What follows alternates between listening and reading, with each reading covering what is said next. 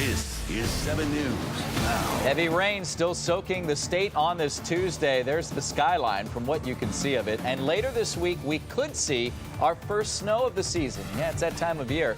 And a deadly shooting is under investigation in New Hampshire. 2 cruisers collided on the way to the scene. We'll update you on the officers' conditions as well.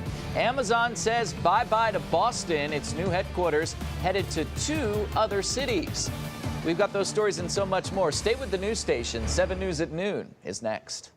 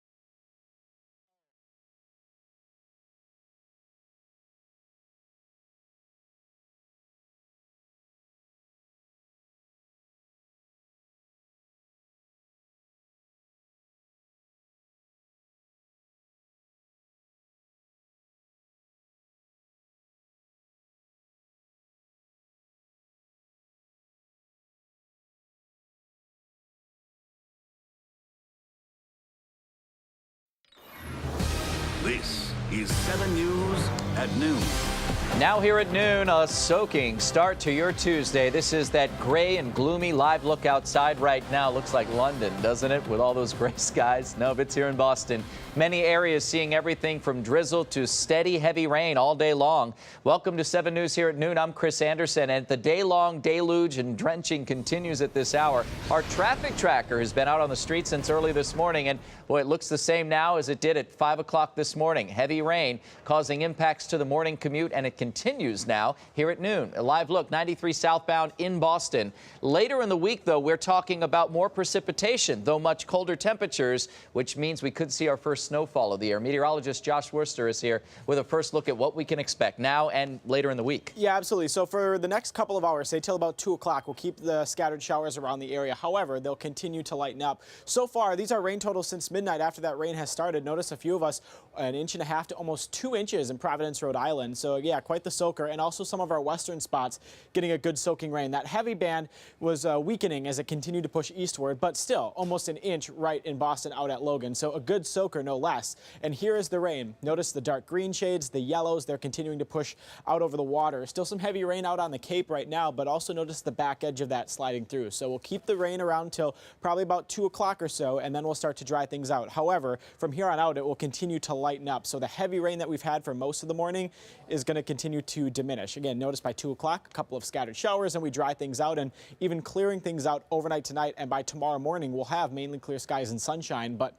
it'll be a cold one as we head throughout your day on Wednesday. So the rain is just about done. However, still looking at some winds through the early part of the afternoon, a wind advisory in effect for the Cape and the islands, then also some flood threat as well. This is a flash flood watch just for the south coast, just watching for some rising waters with all of the rain that we did see. And then also a flood warning, meaning flooding is happening right now, and that's for the Sudbury River. And as you can see here, flood stage is at 10 feet, and we're just above that. So it's minor flood stage, but expected to stay there all the way through Wednesday afternoon, Wednesday evening. So keep that in mind. Like we mentioned, rain ending by 2 o'clock this afternoon.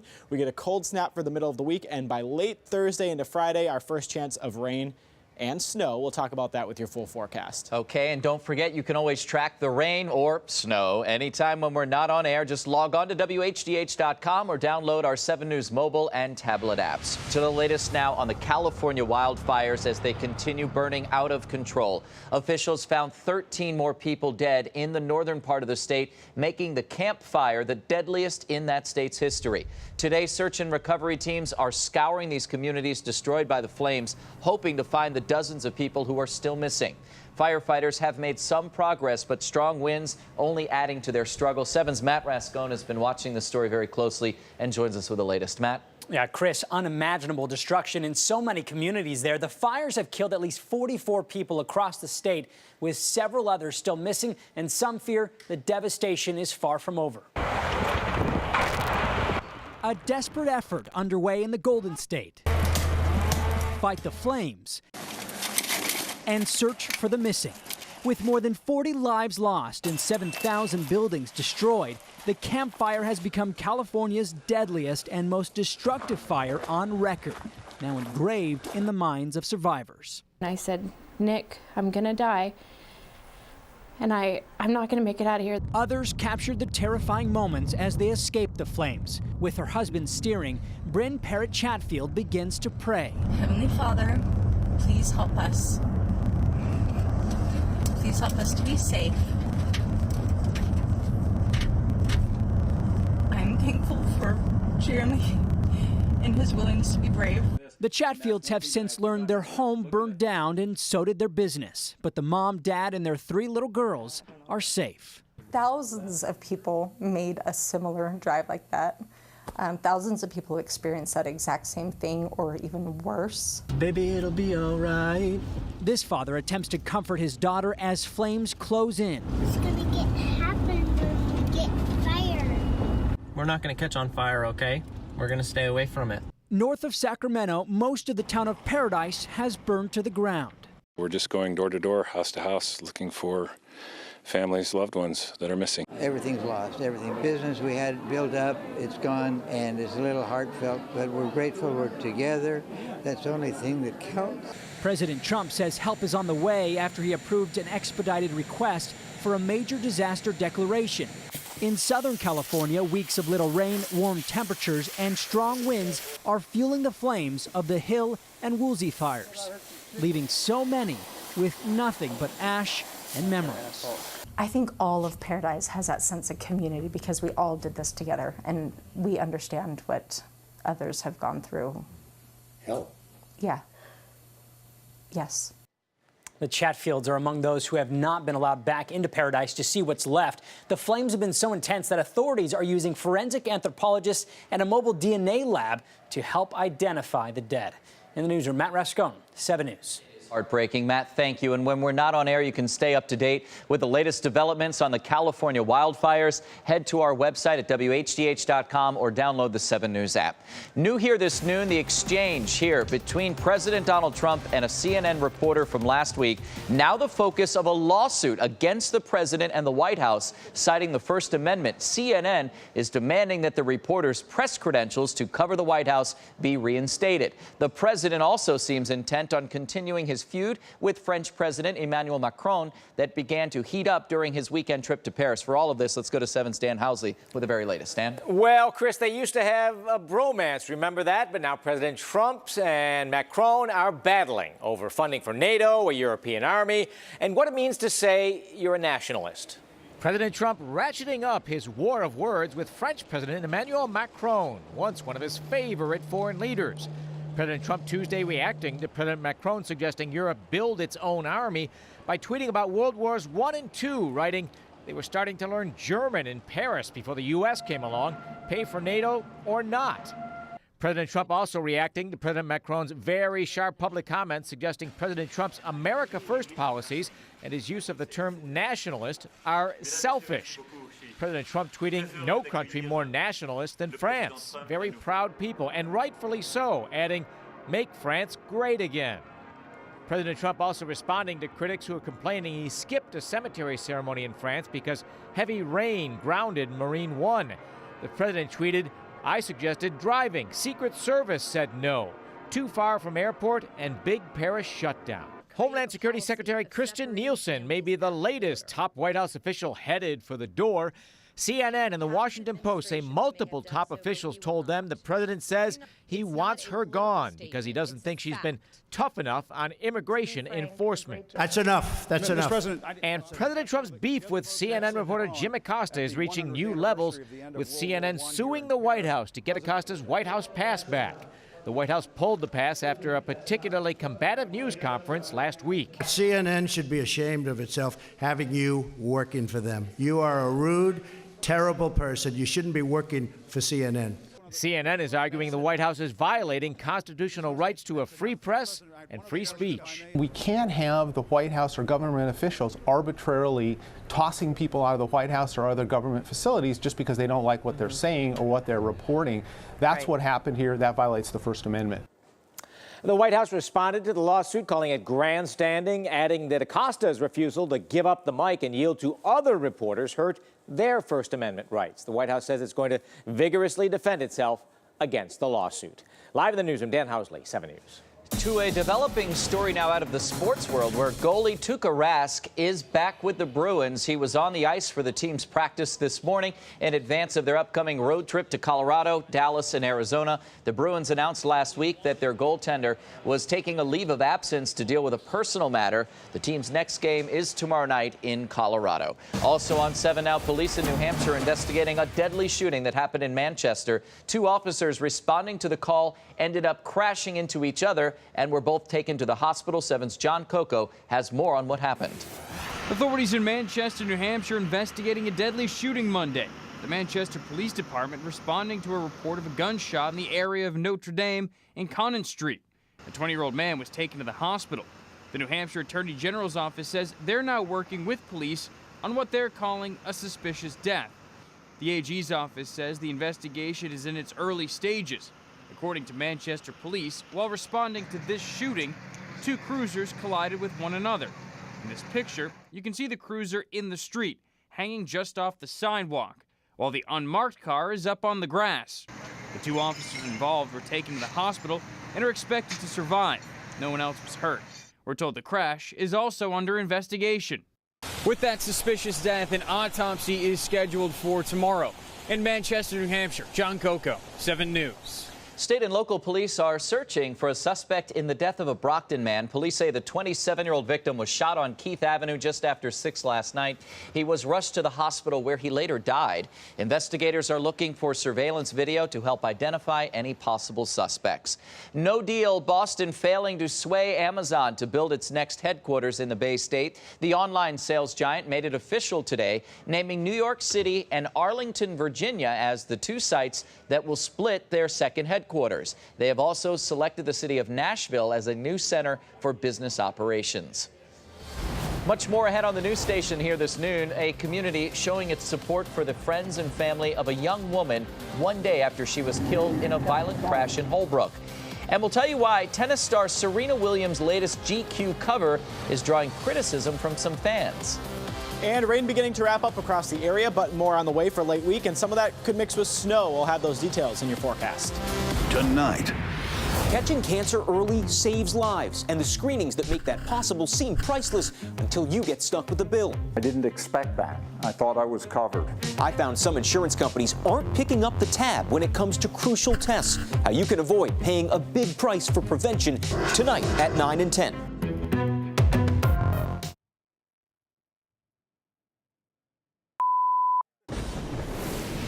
Okay, let's head back outside now. This is 93 southbound in Milton, where you can see traffic is slow going here.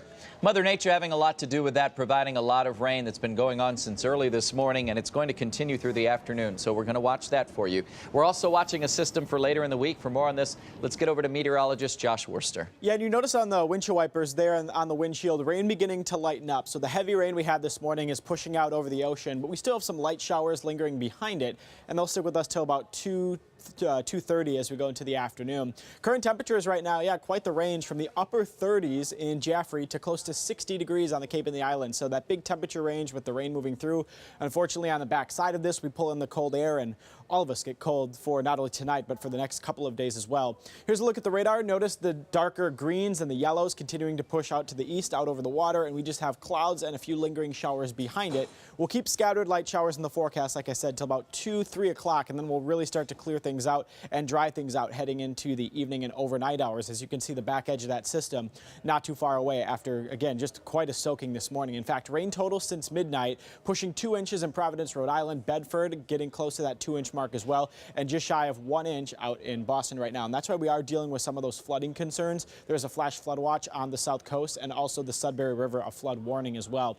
Notice by 3 o'clock, as we put a timing on this, most of the showers are out here, a couple lingering sprinkles, but also the winds picking up. These are are sustained winds, 20 to 25 miles an hour at times. We could see a gust to near 30, and they'll stay breezy from the northwest as we go throughout the overnight hours and into your Wednesday. Here's 9 o'clock. Notice that clearing trend, and then the winds, they really move in as we head into your Wednesday. 6 a.m., a lot of sunshine, so a much different story tomorrow morning than what we had this morning. But those winds anywhere from 20 to 30 miles an hour. Again, these are sustained winds. We could see gusts higher than that as we go throughout the day on Wednesday. So not only cold, just blustery and raw day despite the sunshine on the way for the day tomorrow. Like we mentioned, this is the first of what will be 2 systems kind of in this train. We get sandwiched between that with sunshine for Wednesday and Thursday. And then here's our next one. And notice that snow line a little bit closer to us. And yes, I do think some of us could pick up some snow showers with this as we head Thursday night into Friday. Most of Friday, all of Friday will get warm enough where it will be a cold rain. But as we go Thursday evening and overnight into Friday, that's when some of our northwestern spots could pick up a little bit of snow and then some of that mixed precipitation for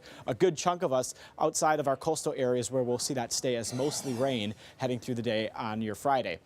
So rain tapers heavy at times for the rest of the morning, basically. And then after 2 o'clock, this really begins to wind down. Temperatures, again, that big range that you saw on the current temperature map right now. Warmest areas, of course, in southeastern Mass. Overnight tonight, breezy, turns colder, rain showers, maybe a spot shower here or there. But for the most part, we're not dealing with anything in terms of precipitation. Northwest winds getting a little gusty. And then as we look at the 7-day forecast, again, sunshine returns for Wednesday and most of Thursday. Cool, though. High temperatures just in the 30s with the winds on Wednesday will likely feel like the 20s most of the day. That cold rain on Friday, again, we could mix in some snowflakes overnight Thursday into Friday, and then we dry out once again as we head into next weekend. Hey, weekend is dry. We'll look at the positives, Josh. Thank you. A cover controversy for GQ magazine. The magazine announced its champion of the year, but the cover honored tennis star Serena Williams is sparking some backlash now. Some fans are calling out the way that they wrote the announcement as insensitive, and now we're learning more about the punctuation that is apparently creating the problem. Here's 7's Amaka Ubaka. GQ facing a cover controversy this morning over its 2018 Men of the Year series. Men aside, it's this front cover feature of Serena Williams as champion of the year that's getting the internet buzzing. Many people questioning GQ's decision to put the word woman in quotes after crossing out man. Some calling it insensitive, saying it's body shaming a female athlete who's been called manly in the past, something Williams admits she's once struggled with. One Twitter user simply putting the cover side by side with last year's GQ Woman of the Year, Gal Gadot, no quotes in sight. The magazine has not publicly addressed the controversy, but on its website says it's a collaboration with a designer who has worked with Williams to come up with her on-court looks and features his signature quotation marks. The designer posting this picture during the U.S. Open in August, saying he's willing to design dresses for her for life. The outfit, the famous tutu with the word logo in quotation marks above the Nike symbol. The tennis star wearing that outfit in response to the ban on wearing her catsuit at future French Opens. Again, there has been no response from GQ or Serena Williams about the backlash to the cover.